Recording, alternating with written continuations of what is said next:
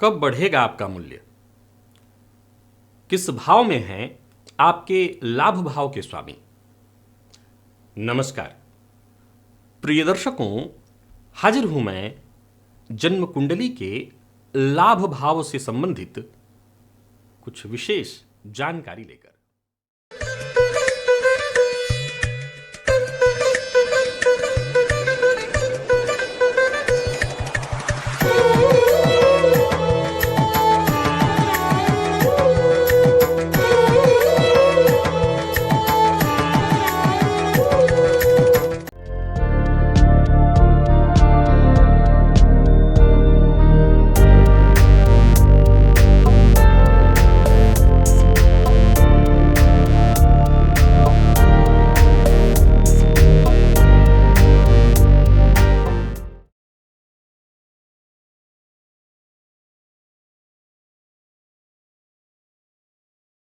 प्रिय दर्शकों, हम सबके अंदर जन्मजात प्रकृति प्रदत्त कुछ गुण और अवगुण विद्यमान है। लेकिन जीवन का एक ऐसा समय हम सबके जीवन में आता है जब हम अपने जीवन के सर्वाधिक उच्चतम स्तर पर होते हैं, जहां हमारा मूल्य समाज में तय होता है, हमारी क्षमता और हमारे ज्ञान के अनुरूप। प्रिय दर्शकों, ये मूल्य पैसे वाला नहीं है, ये मूल्य है समाज में हमारी आवश्यकता की। अरे जन्म तो सभी लिए हैं, सबके अंदर अपना अपना कुछ विशेष गुण है, लेकिन इस समाज को हमारी कितनी आवश्यकता है, इसी आवश्यकता के आधार पर हमारा मूल्य तय होता है। हमारे ज्ञान के अनुरूप हमारा मूल्य तय होता है। प्रिय दर्शकों, जन्म कुंडली का 11वां भाव, ये भाव लाभ का है, ये भाव मूल्य वृद्धि का भी है।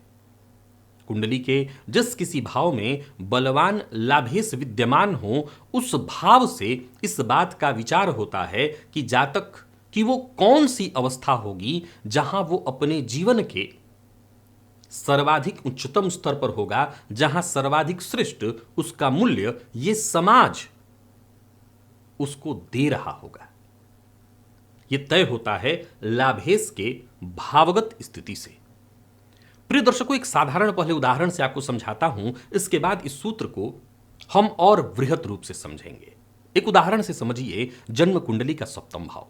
हम सबके जीवन काल में, जो हम गृहस्थ शास्त्रमी हैं, हम सबके जीवन में 7वां भाव बेहद महत्वपूर्ण है। वैसे तो यह भाव व्यापार का भी है, लेकिन मूलतः यह दाम्पत्य का है। अब यदि लाभेश, बलवान लाभेश जन्म कुंडली के 7वें में विद्यमान हो, तो हम एक बार में कह सकते हैं इस जातक का जो विकास है या इसके मूल्य में जो वृद्धि है, वो विवाह के उपरांत होने वाला है। प्रिय दर्शकों, एक और उदाहरण से देखिए जन्म कुंडली का 5वां भाव, ये ज्ञान का भाव है। यदि इसी भाव में आकर के लाभेश बैठे हों, तो जो तो शास्त्र के मर्मज्ञ कहते हैं कि इस जातक का जो विकास है या इसकी सर्वाधिक, इसके जीवन काल में इसकी जो मूल्य वृद्धि होगी, वो कब होगी?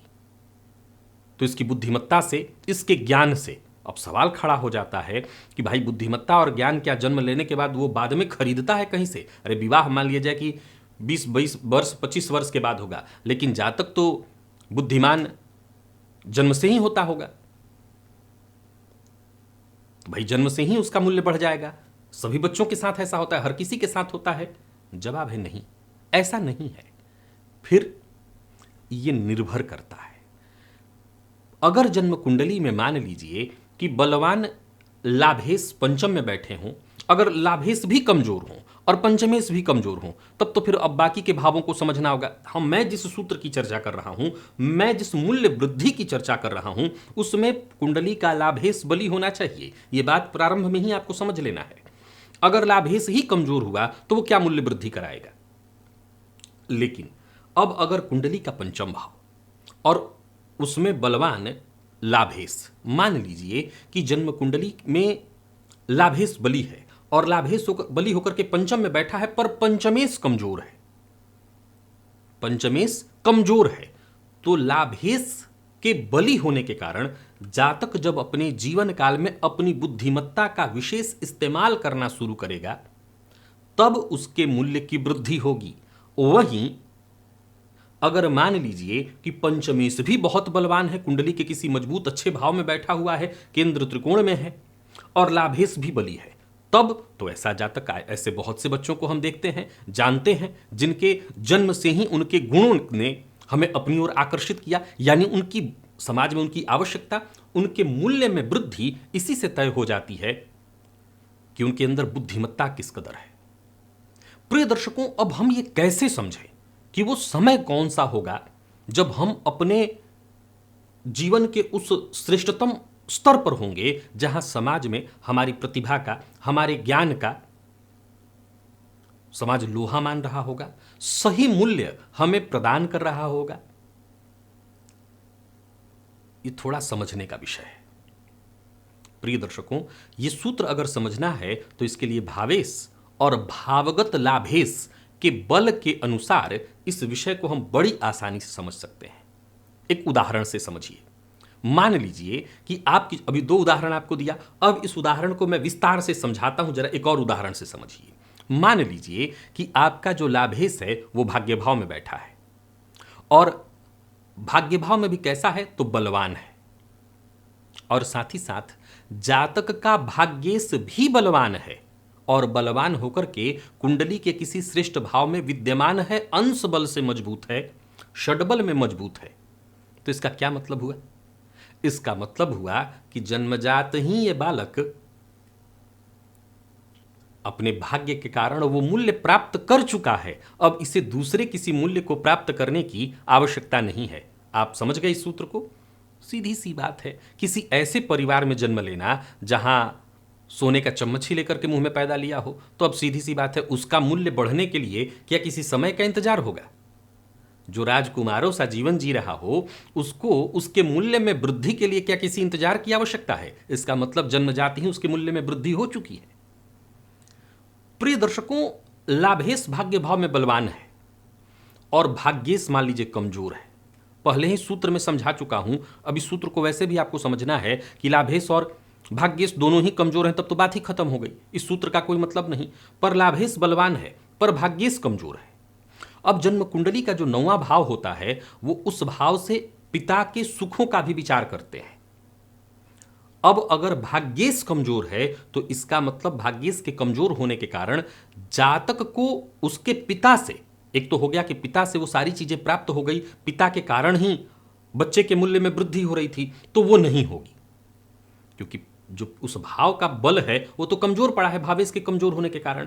लेकिन लाभेश भाग्य भाव में बली होकर के बैठा हुआ है, तो लाभेश भाग्य भाव में बली होकर के बैठा हुआ है, तो इसका मतलब ये जातक अपने जीवन काल में 9वें भाव से संबंधित जब कार्य करना प्रारंभ करेगा तो यही वो समय होगा जब उसके जीवन के वो सर्वाधिक श्रेष्ठतम मूल्य और सर्वाधिक श्रेष्ठतम स्तर पर हो। आप इस सूत्र को जरा और गहराई से समझने का प्रयत्न करिए। मान लीजिए कि इसे हम सूत्र को समझेंगे कैसे, तो अंश बल देखिए, अंश बल से समझने का प्रयत्न करिए। मान लीजिए कि कुंडली में बलवान लाभेश भाग्य भाव में बैठा है और अंश बल से संपूर्ण बली है। आप जानते हैं ग्रह संपूर्ण बली किस अवस्था में होता है? ग्रह संपूर्ण बली होता है 12 से 18 अंश के बीच, वो चाहे सम राशि में हो अथवा विषम राशि में, 12 से 18 अंश के बीच बैठा ग्रह सर्वाधिक बली होता है। वैसे ही 12 से 18 अंश के बीच अगर भाग्येश भी है तो इसका मतलब मैं जिस भाग्य की चर्चा कर रहा हूं, ऐसा जातक जन्म से ही मूल्य को लेकर के जन्म लिया है, यानी मूल्य को अब उसे प्राप्त नहीं करना, मूल्य उसे प्राप्त है। एक उदाहरण से समझिए। अभिषेक बच्चन अगर कभी भी अपने जीवन काल में, जब तक कि हम समझ पा रहे हैं, जब तक कि अमिताभ बच्चन हैं या फिल्म जगत है, कहीं भी ऐसे चले जाएं और लोग कम भी उनको जानते हो, तब भी क्या जानने के बाद उनकी तरफ आकर्षित होंगे कि नहीं, चाहे वो कैसी भी एक्टिंग करते हो या ना करते हो, होंगे। तो ये मूल्य प्रदान उनको जन्मजात ही है, इसके लिए उन्हें एक्स्ट्रा कुछ करने की आवश्यकता नहीं, ये मूल्य उनको जन्म से ही प्राप्त है। अब वैसे ही जैसा मैंने कहा कि अगर भाग्येश कमजोर पड़ जाए, पिता का बल न मिले, पिता का जो सुख मिलना चाहिए, पिता के कारण जो भाग्य वृद्धि या मूल्य वृद्धि हो रही थी वो न हो, तब तो ज्योतिष शास्त्र के मर्मज्ञ कहते हैं कि जातक बलवान लाभेश जब इस भाव को जगाएगा। अब इस भाव को जगाएगा कैसे? तो धार्मिक कृत्यों को करके, धर्म से संबंधित कार्य करके, मतलब दिन भर पूजा करके, माला जप के? जवाब है नहीं। मैं हमेशा कहा करता हूं कि धर्म का अर्थ केवल पूजा नहीं है, धर्म का अर्थ है सदाचरण, धर्म का अर्थ है अपने कर्तव्य को समझना। जहां तक जब अपने कर्तव्य को भली भांति समझ करके अपने धर्मपथ पर, अपने कर्म पथ पर चलेगा, तब उसका यह भाव जागृत होगा और तब समाज में उसके मूल्य की वृद्धि होगी। अभी आपको मैंने एक पॉइंट समझाया कि ग्रह सबसे बली 12 से 18 अंश के बीच होता है, सम या विषम राशि हो। अब मान लीजिए, ध्यान से समझिएगा, कि लाभेश बलवान होकर के कुंडली के नवम भाव में बैठा है। इसी से सारा उदाहरण अब क्लियर हो जाएगा, बाकी के हर भाव में समझाना थोड़ा लंबा हो जाएगा वीडियो, मैं इसी से पूरे सभी भावों को एक बार में समझा देता हूं। मान लीजिए कि लाभेश नवम भाव में बैठा है, भाग्येश वृद्ध अवस्था का है, कुंडली में मजबूत स्थिति में, अच्छे किसी भाव में, परंतु वृद्ध अवस्था का है।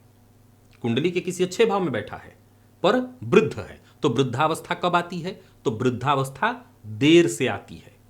इसका मतलब कि बलवान लाभेश जातक के पराक्रम से, जब वो जातक खूब मेहनत करेगा, पुरुषार्थ करेगा, इस भाव को जगाएगा, तो थोड़ा डिले, लेट से हो सकता है, जीवन के उत्तरार्ध में जाकर के, या जितना वो वृद्ध हो सके, जातक वृद्धावस्था के करीब पहुंचे, तब जाकर के जीवन में उसके उस मूल्य को वो प्राप्त कर सकेगा जिससे उसे पाना है। जैसा मैंने कहा था, हर किसी को प्राप्त करना है वो मूल्य, हर किसी को अपने उस स्तर पर पहुंचना है।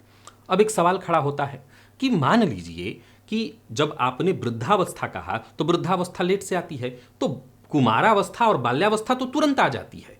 अब मान लीजिए कि भाग्येश कुंडली में बाल अवस्था में होकर के बैठा है, तब तो यह ग्रह कमजोर हुआ। फिर तो इस अवस्था में, जैसा कि आप कह रहे हैं कि अगर लाभेश भाग्य भाव में बैठा है और भाग्येश कुमार अवस्था में है, बाल अवस्था में है, तो इस हिसाब से तो जातक को बाल्यकाल में ही उसके भाग्य का, उसके मूल्य की संपूर्ण वृद्धि हो जानी चाहिए, उसको वो भाग्य मिल जाना चाहिए। जवाब है बिल्कुल ऐसा हो सकता है, लेकिन अगर षडबल में भाग्येश बली है तब।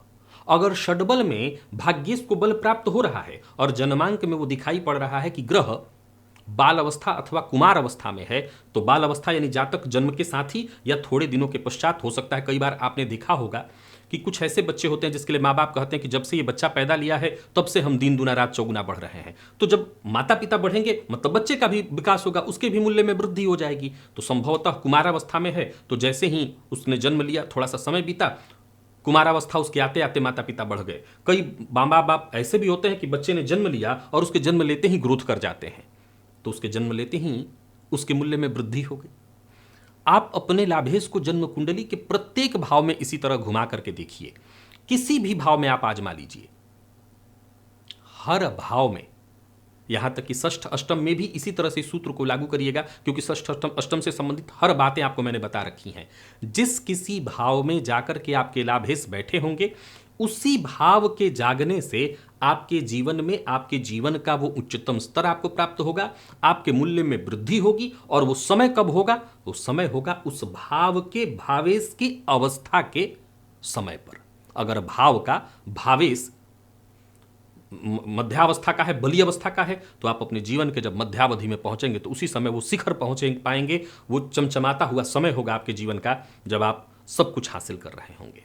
तो आशा करता हूं इस सूत्र को, जाहिर सी बात है ज्योतिषीय सूत्र था, मेरे ज्योतिष के सभी दर्शक, प्रेमी दर्शक समझ गए होंगे, आपको आनंद आ गया होगा। आज के लिए बस इतना ही, इजाजत दीजिए, पुनः मुलाकात होगी। तब तक के लिए नमस्कार।